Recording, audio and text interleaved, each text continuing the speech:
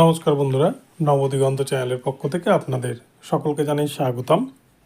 তো বন্ধুরা, এই মুহূর্তে আমি আপনাদেরকে আবার একটি গুরুত্বপূর্ণ আপডেট শেয়ার করতে চলেছি সুপ্রিম কোর্টের পক্ষ থেকে। তো এই মুহূর্তে আমি আপনাদেরকে যে আপডেটটি দিতে চলেছি সেটি হচ্ছে 3929 মামলায় আজকে কিন্তু ফাইনাল জাজমেন্টের দিন নির্ধারিত হতে চলেছে। তো এই ভিডিওর মাধ্যমে আমি আপনাদের বিস্তারিত এই সম্পর্কে আলোচনা করব এবং তার সাথে সাথে এটাও বলবো যে প্রাথমিক পর্ষদের সভাপতি গৌতম পাল মহাশয় ওনার কিন্তু সব কেরামতি শেষ। এবারে কিন্তু পিটিশনারদের জয় হতে চলেছে সুপ্রিম কোর্টে। তো চলুন আমরা এই নিয়ে বিস্তারিত আজকের এই আপডেটটি দেখে নিই। তবে তার আগে বলে রাখি, যারা প্রথমবার আমার চ্যানেলে এসেছেন আপনারা কিন্তু অবশ্যই আমার চ্যানেলটিকে সাবস্ক্রাইব করে অল নোটিফিকেশন অন করে রাখবেন, কেননা এই ধরনের আপডেট আপনারা কিন্তু একমাত্র নবদিগন্ত চ্যানেল থেকে প্রতি মুহূর্তে প্রতিদিন পেয়ে যাবেন সবার আগে সবার প্রথমে। তো চলুন বন্ধুরা, আমরা সুপ্রিম কোর্টের কি আপডেট উঠে এসছে সেটি একবার দেখে নিই। তো বন্ধুরা, আপনারা দেখতে পাচ্ছেন একটা বিজ্ঞপ্তি, যেখানে কিন্তু সবুজ কালিতে লেখা আছে যে honourable mister justice Hrishikesh Roy and honourable mister justice Prashant Kumar Mishra, CL number 104। আজকে কিন্তু 104 নম্বর সিএল নাম্বার 104-এ এই মামলাটি লিস্টেড রয়েছে 20/3/2024। অর্থাৎ আজকে কিন্তু এই 3929 মামলার ফাইনাল জাজমেন্ট আসতে চলেছে কলকাতা হাইকোর্টের পক্ষ থেকে।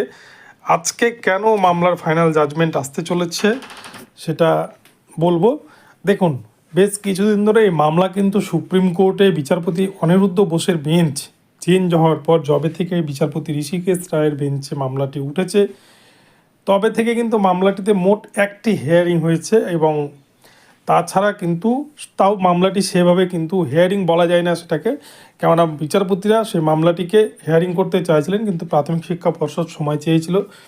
তারা বলেছিল যে এই হিয়ারিংয়ের জন্য, এই মামলা হিয়ারিংয়ের জন্য উপযুক্ত সময় বা পর্যাপ্ত সময় নেই আজকে সুপ্রিম কোর্টে, তাই মামলাটিকে যেন পিছিয়ে দেওয়া হয়। তো যাই হোক, শেষ পর্যন্ত মামলাটিকে পিছিয়ে দেওয়া হয় এবং কনস্টিটিউশনাল বেঞ্চ বা সাংবিধানিক বেঞ্চ, প্রতিনিয়ত 9 বিচারপতির যে সাংবিধানিক বেঞ্চ, সেই বেঞ্চ চলার জন্য কিন্তু মামলাটি এত লেট হয়ে গিয়েছে। এবং 9 যে বিচারপতির সাংবিধানিক বেঞ্চ গঠন করা হয়েছিল তার মধ্যে কিন্তু আমাদের এই যে বিচারপতির ঘরে, অর্থাৎ কোর্ট নাম্বার 6-এ বিচারপতি ঋষিকেশ রায়ের ঘরে যে মামলাটি রয়েছে, সেই বিচারপতি ঋষিকেশ রায় কিন্তু সেই প্রধান বিচারপতির যে সাথে যে 9 বিচারপতির বেঞ্চ ছিল কনস্টিটিউশনাল বেঞ্চে, সেখানে তিনি উপস্থিত ছিলেন। তো সেক্ষেত্রে মামলাটি এত ডিলে হয়েছে। তবে আজকে কোনো কনস্টিটিউশনাল বেঞ্চ নেই সুপ্রিম কোর্টে, যা আপডেট পাওয়া যাচ্ছে, এবং সেই হেতু কিন্তু মামলাটি আজকে সিএল নাম্বার 104-এ রয়েছে এবং আজকে এই মামলাটি উঠতে চলেছে। এবং এই মামলায় কিন্তু একটা শুনানিতেই আশা করা যায় ফাইনাল জাজমেন্ট চলে আসবে, কেননা বিচারপতি অনিরুদ্ধ বোস যে জাজমেন্ট করেছিলেন এবং তিনি অনেকগুলো হিয়ারিং কিন্তু শুনেছেন এবং সবগুলোই তার নোট ডাউন করা আছে এবং তার উপর ভিত্তি করে কিন্তু এই মামলার জাজমেন্ট হতে চলেছে। গত 5/2/2024 তারিখে যদি আমরা ইতিহাস একটু ঘেঁটে দেখি তাহলে দেখব যে বিচারপতি অনিরুদ্ধ বোস এই মামলা প্রসঙ্গে কিন্তু মত পোষণ করেছিলেন যে আগামী 21/2/2024 তারিখে এই মামলার ফাইনাল জাজমেন্ট হতে চলেছে। এবং তারপরেই দেখি যে মামলাটিকে বিচারপতির বেঞ্চ পরিবর্তন, তবে 5 তারিখে তিনি বলেছিলেন যে বিচারপতি হিমা কওয়ালি ম্যামের বেঞ্চে পাঠিয়ে মামলাটি ফাইনাল জাজমেন্ট করানোর কথা। কিন্তু যাই হোক, মামলাটি শেষ পর্যন্ত বিচারপতি ঋষিকেশ রায়ের বেঞ্চে গিয়েছে। তো এই মামলা সম্পর্কে কিন্তু পিটিশনাররা ভীষণ পজিটিভ। এই মামলায় কিন্তু ভীষণ পজিটিভ একটা জাজমেন্ট আসবে, যেহেতু কলকাতা হাইকোর্টে সিঙ্গেল বেঞ্চ এবং ডিভিশন বেঞ্চের অর্ডার ছিল পিটিশনারদেরকে নিয়োগ দেওয়ার। তো সেক্ষেত্রে কিন্তু যারা পর্ষদ, অপরপক্ষে যে রয়েছে পর্ষদ, প্রাথমিক শিক্ষা পর্ষদের যে তত্ত্ব বা তারা যে বারংবার এই 3929টাকে নিয়োগ করতে চায় না, সেটা কিন্তু পরিষ্কার।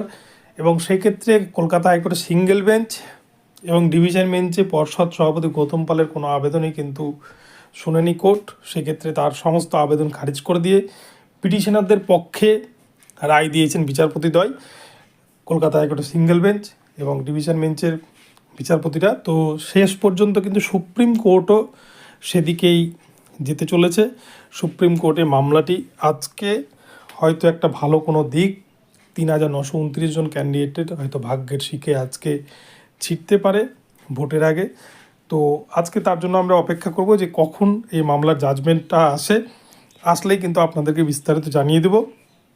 তবে সেক্ষেত্রে জেনারেল রায় হবে নাকি পিটিশনার ভিত্তিক হবে সেটা বলা মুশকিল। তবে যাই হোক, এখান থেকে কিন্তু 3,929 জন ক্যান্ডিডেট তারা চাকরি পেতে চলেছে আগামীতে, যারা 16,500 রিক্রুটমেন্টে অংশগ্রহণ করেছিলেন।